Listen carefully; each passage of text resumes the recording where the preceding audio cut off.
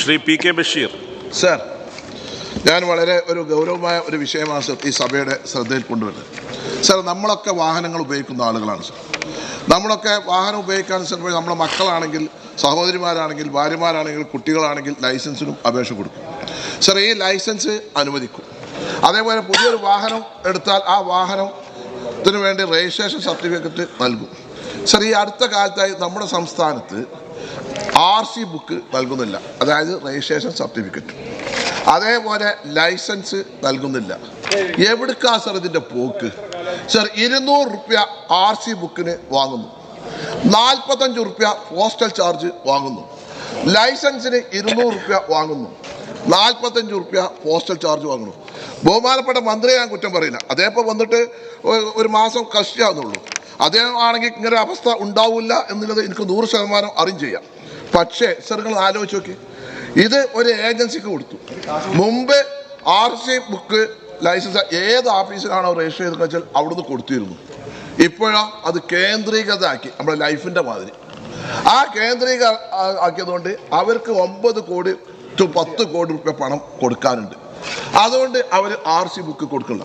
Sir, ഇതിൽ ഏറ്റവും വലിയൊരു പ്രയാസം എന്താണെന്ന് വെച്ചാൽ സർ ഒന്ന് മനസ്സിലാക്കേണ്ടത്, സർ നമ്മൾ അല്ല സർ, ഇതൊരു ഗൗരവമായ വിഷയം. സർ, ഇത് ഒരു വണ്ടി നമ്മൾ സർ ഒരു സ്റ്റേറ്റ് അതിർത്തി ആണ് പോയി, ഒരു കർണാടകത്തിൽ, ഇപ്പോൾ ഉദാഹരണത്തിന് കാസർഗോഡോ അല്ലെങ്കിൽ കണ്ണൂരോ ഇല്ല ആളുകൾ ആണ് പോയി, അതിർത്തിയിലെത്തി കർണാടകക്കാരൻ ചെക്ക് ചെയ്താൽ RC ബുക്ക് നമ്മളെ കയ്യിൽ പ്രിൻ്റാണ് തരുന്നത് സർ.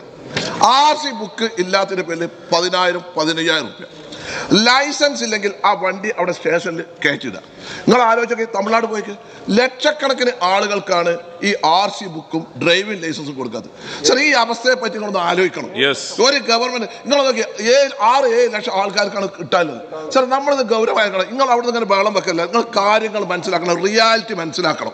അതുകൊണ്ടാണ് എനിക്ക് പറയാനുള്ളത്. സർ, അതുകൊണ്ട് ബഹുമാനപ്പെട്ട മന്ത്രിയോട് അടിയന്തരമായി ഈ RC ബുക്കും ഡ്രൈവിംഗ് ലൈസൻസും നൽകുന്നത് ആവശ്യമായ നടപടി സ്വീകരിക്കണമെന്നാണ് എനിക്ക് കേരളത്തിലെ ജനങ്ങൾക്ക് വേണ്ടി, വാഹന ഉടമകൾക്ക് വേണ്ടി, ലൈസൻസ് എടുക്കുന്ന സാധാരണക്കാർ ചെറുപ്പക്കാർക്ക് വേണ്ടി ഈ ബഹുമാനപ്പെട്ട മന്ത്രിയോട് ഗവൺമെന്റിനോടും അഭ്യർത്ഥിക്കാനുണ്ട്. ബഹുമാനപ്പെട്ട ഗതാഗത വകുപ്പ് മന്ത്രി.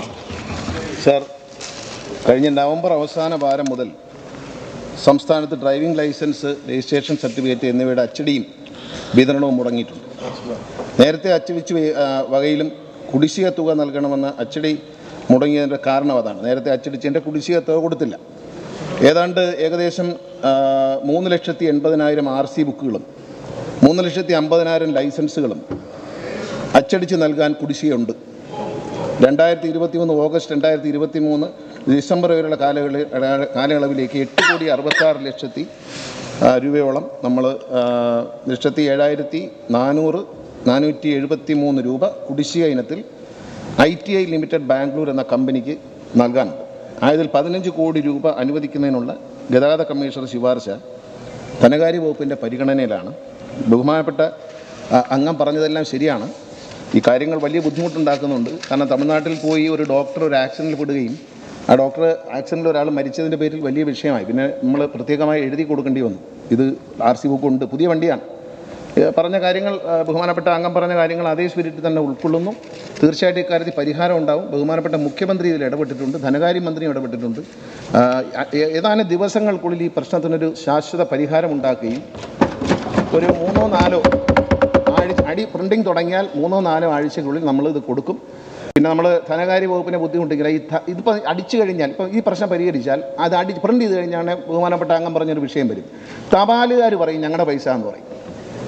അത് കുഴപ്പമുണ്ടാക്കണ്ടെന്ന് വിചാരിച്ച് അങ്ങ് പറഞ്ഞതുപോലെ ഈ അടിച്ചു തീരുന്ന മുഴുവൻ കാർഡുകളും അതാത് RTO ഓഫീസിലേക്ക് അടിയന്തരമായി എത്തിച്ചു കൊടുത്ത് വിതരണം ചെയ്യാനുള്ള നടപടി നമ്മൾ സ്വീകരിക്കും. അവിടെ എത്തിച്ചു കൊടുക്കും, പോസ്റ്റിൽ അയച്ച് താമസിപ്പിക്കുന്നില്ല. പ്രിൻറ്റിങ് തുടങ്ങിയാൽ ഉടൻ തന്നെ അതാത് ദിവസങ്ങളിൽ എല്ലാ RTO ഓഫീസിലെയും സാധനങ്ങൾ എത്തുന്ന മുറയ്ക്ക് അവിടുന്ന് തന്നെ ഐഡൻറ്റിറ്റി കാർഡ് കാണിക്കണം. അല്ല ഏജൻ്റൊന്നും വന്നാൽ പറ്റില്ല, അതൊന്നും പറ്റില്ല. അവർ ഐഡൻറ്റിറ്റി കാർഡോ ആധാർ കാർഡോ കാണിച്ച്, അല്ലെങ്കിൽ ഓതറൈസ്ഡ് പേഴ്സൺ, ബ്ലഡ് റിലേഷനിലുള്ളവരോ ഭാര്യയോ മക്കളോ ആര് വന്നാലും അത് കൊടുക്കാനുള്ള ഏർപ്പാട് ചെയ്യും. പ്രിൻറ്റ് ചെയ്ത് തുടങ്ങിയാൽ അങ്ങ് പറഞ്ഞതുപോലെ RTO ഓഫീസിൽ തന്നെ തരും.